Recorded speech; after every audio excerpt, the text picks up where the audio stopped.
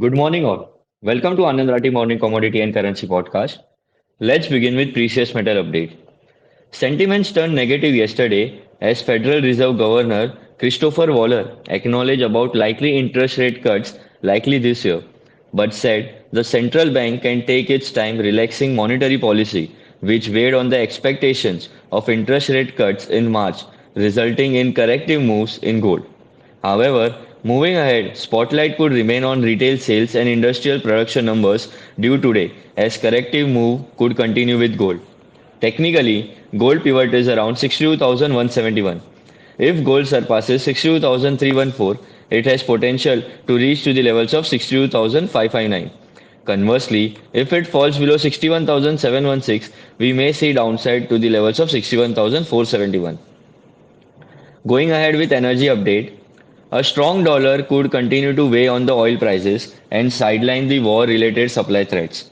The lack of response from the market to recent geopolitical risks suggests it is discontinuing the threat of supply disruptions.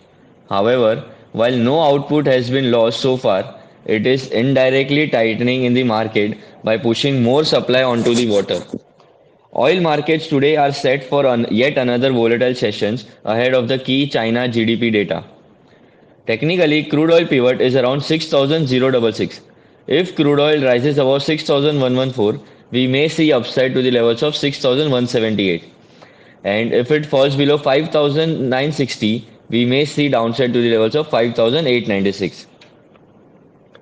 Continuing with base metal update, base metal may continue to trade mixed with the positive momentum in the dollar index limiting significant gains in the metal complex.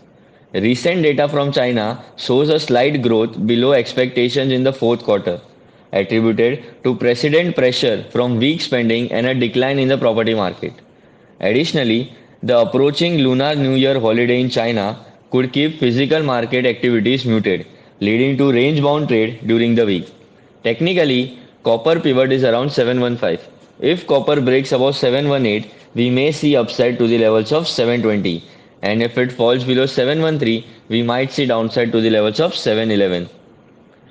On currency front, USD INR is back above 83, reflecting the global scenario. The shift in the dollar momentum now makes it harder for the rupee to gain traction after the breach of 83. USD INR could remain pulled on both sides, keeping it fairly range bound for the time being.